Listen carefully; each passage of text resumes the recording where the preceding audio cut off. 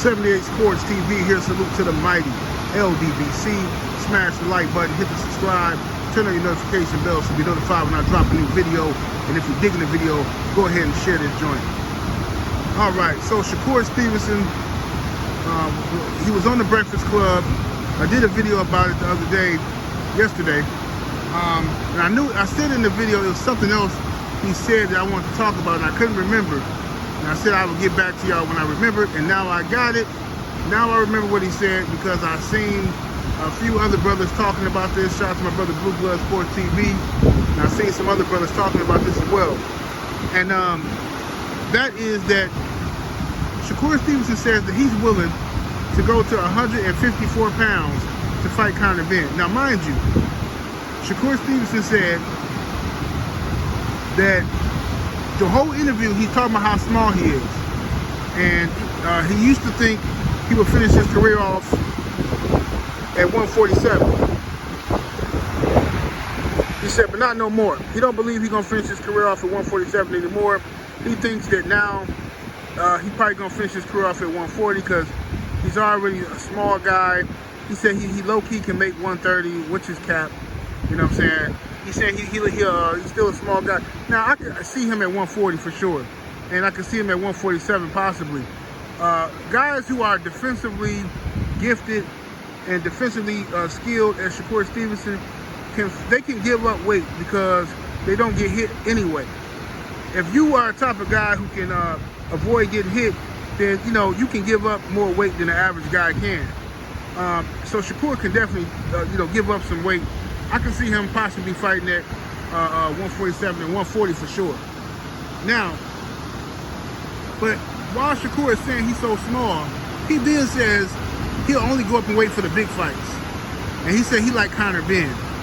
And he said no disrespect to Conor Benn, I like Conor Benn. I'll go up to 154 to fight him. And I'm like, what?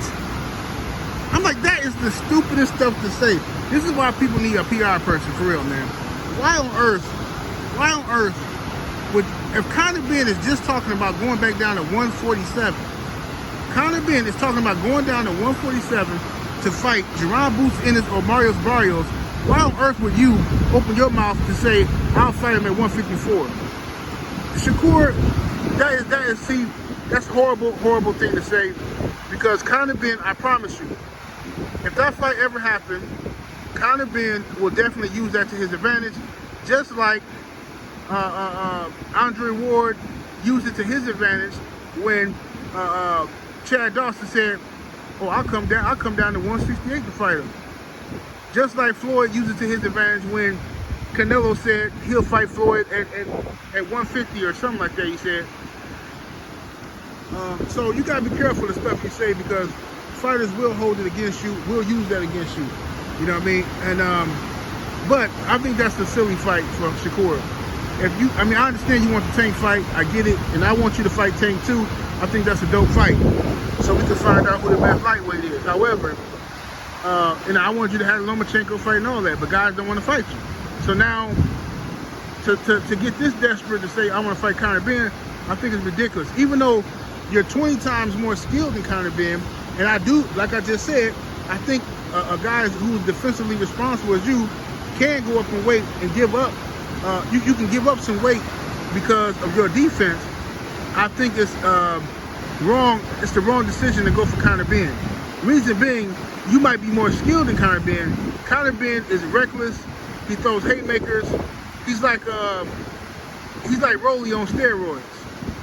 Conor Benn is like Rolly Ramiro on steroids. So the thing is, Conor Benn just took shots from Chris Eubank Jr. He just went up to 168, 160, and took shots from Chris Eubank Jr.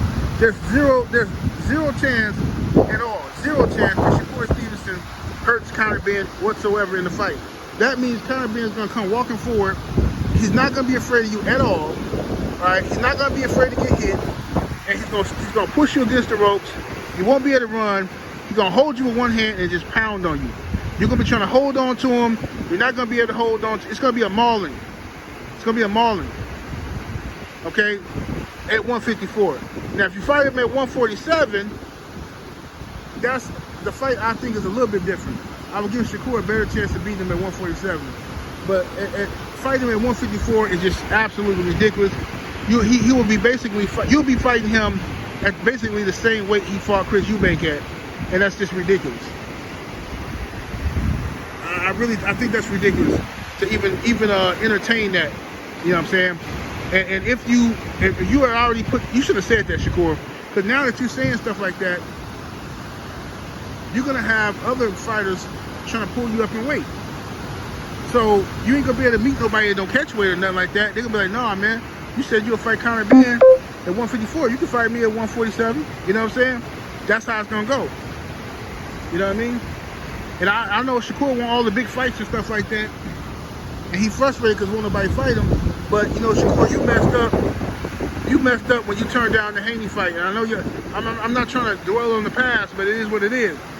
You turned down that Haney fight after getting in the ring, calling him out. The man trying to negotiate with you, and he say 25%. You say no, and then talking about it's not a serious offer. Then you go on and admit later on that it was a serious offer. It's just a bunch of nonsense. See what I'm saying? A bunch of nonsense. And I want to respond to this too. So I got a few messages on Instagram for brothers, and I got a few comments too from brothers saying, "Oh man, how come you saying like how come you're not going in on Devin performance when you went in on Shakur performance against De Los Santos? What's the difference? They both had low punch outputs and low connect or something like that, right? Why? What's the difference? First of all, you know what the difference is. Like, okay, but I don't know why y'all think y'all can trap me into some. Bro, I'm not afraid of none of you. I'll stand on business 24/7. I ain't afraid of no dude. I don't feel the need to come on here lying to nobody. I'm the only one that's gonna come on here and tell you the truth, because can't none of you do nothing to me. You understand me? I'm a grown man with a family. I'm getting to it out here. So I ain't afraid of, I tell you how I feel. I rock with Devin Haney. That's just what it is. You can't do nothing about it. I rock with Devin Haney. And I used to rock with Shakur until he started hating. Have y'all forgot what happened in the build-up to the De Los Santos fight? Have y'all forgotten? Shakur Stevenson was talking crazy. He'd been hating on Devin Haney for the last couple years. Running around here calling people out, but don't want no smoke. Acting like he the big dog in every division. He already had a lackluster fight where everybody was complaining about it. Then you come back and fight De Los Santos with another snoozer. Right? With another snoozer. You was talking crazy about De Los Santos. Like you was going to step to him. And what was making me mad about the Shakur fight, at least Devin, and I'm being real, at least Devin was moving around the fight. Devin was circling the ring, and then he would stop, boom, boom, boom. Every time Devin would stop, he was firing off shots. Piecing up Jose Ramirez. He was piecing him up. And I got the footage. I don't care what y'all say. Everybody can keep circulating that little clip, a little Duval clip of showing like some little time lapse of Devin and Ramirez not really throwing no punches. That's all cute and everything. But I got another highlight that shows Devin whooping on the boy. It shows Devin throwing combinations, tagging Jose Ramirez non-stop. Now, I could do that if I wanted to, but regardless, what was making me mad about Shakur was, he was running, right? Let's say circling. He's circling from De Los Santos, but then he would stop, and then he would step to De Los Santos, right? He would come forward like he felt like, okay, Shakur, oh, he's taking a fighter posture, like he's finna do something, right? And then as soon as De Los Santos come forward to swing, Shakur would run. I'm like, what is he doing, bro? Like I didn't understand it, bro. It was like tag you're it type of stuff. Catch me if you can.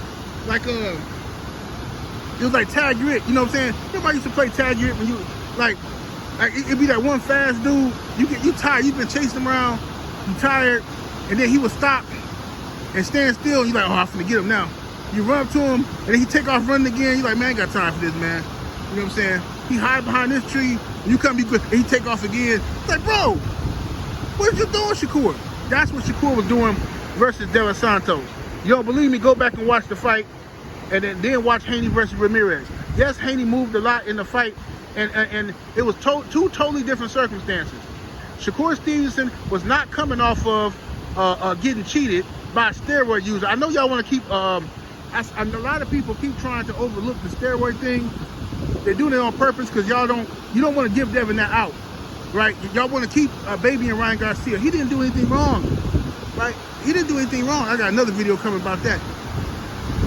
I know y'all keep trying to belittle the steroid thing. Devin Haney got cheated by a steroid user and a guy who was overweight, a guy who was full of roid rage. Then he gets humiliated by boxing fans, the boxing media, the boxing world, the WBC, threatened to take his belt. It's like, man, the world just came crashing down on Devin, right? Then he tried to get a fight. Everybody told me he took too much time off. Remember, Devin was trying to get another fight. He was trying to get a big fight, and they was hating on him. Oh, your marketability is messed up. Eddie Hearn out here talking about, well, Devin should come back and take an easy fight for like $1 million. And Devin like, nah, bro, I'm not taking no $1 million fight. I just got cheated. He ain't finna demote me, give me no pay cut because this dude cheated me. But that's what they tried to do to him. And then he had a child. His girl was pregnant, so he kicked back and relaxed. And then he came back. He was gonna come back earlier this year, a couple months ago. But then Turkey had another plan for him. So that's why. So you cannot compare what Devin Haney was coming off of to what Shakur Stevenson. Shakur Stevenson didn't get knocked all over the ring by some Ostarine left hook and humiliated by the boxing world. No. All Shakur had to go through was a couple people talking about his fights is boring. That's it. So you can't compare the two. It's ridiculous. Y'all love Shakur, fine, love him. But he needs to get out. Shakur is in this situation because he chose not to fight Devin Haney. Those are just facts. Just facts. Alright? He chose not to fight the man. So I want to see Shakur Stevenson versus Gervonta Tank Davis. I would appreciate it if you, Shakur Stevenson fans, would actually give Gervonta Tank Davis some smoke the way y'all was jumping on Devin Haney. When you see y'all teamed up with the Tank Davis fans to jump on Young Dev. But now, when it's Shakur versus Tank, y'all want to be best buddies with each other. Bunch of cowards, man. So anyway, Shakur also talked about, he don't mind. He understands that Tank fighting Jake Paul is actually a big fight for him, and he understands why Tank is doing it because you gotta get your money. Why not get your money? But you please fight me and all this. Man, this is ridiculous, man. You gotta beg this dude Tank to fight somebody. It's ridiculous. Don't talk spicy to Tank, because Tank ain't gonna fight you. You got his coaches. These dudes got fired a long time ago. Tank down in Miami training with somebody else in Florida. He in Florida training with somebody else. He didn't train with Kenny Ellis and the other dude. What's the brother's name? Coach Calvin Ford. No disrespect, Calvin. He didn't train with Calvin Ford or Kenny Ellis for the last fight. And now he's spotted down in Miami, or down in Florida, I'm sorry. Down in Florida training with somebody else, preparing for Lamont Roach, right? Or staying in shape. And you still don't see him with Kenny and them now. But yet they steady on the internet talking about stuff that don't matter. Oh man, I think Devin Haney this, or I think Ryan Garcia that. Man, what you think about Tank, bro? What y'all gonna do about Lamont Roach? Y'all got roach problems, man. It's a roach infestation in y'all crib. And y'all on here talking about the wrong shit, bro. Straight up. Anyway, that's my 2 cents on it. 78 Sports TV, salute to the mic, LD. Smash that like button, share the video. I'm out of here, deuces.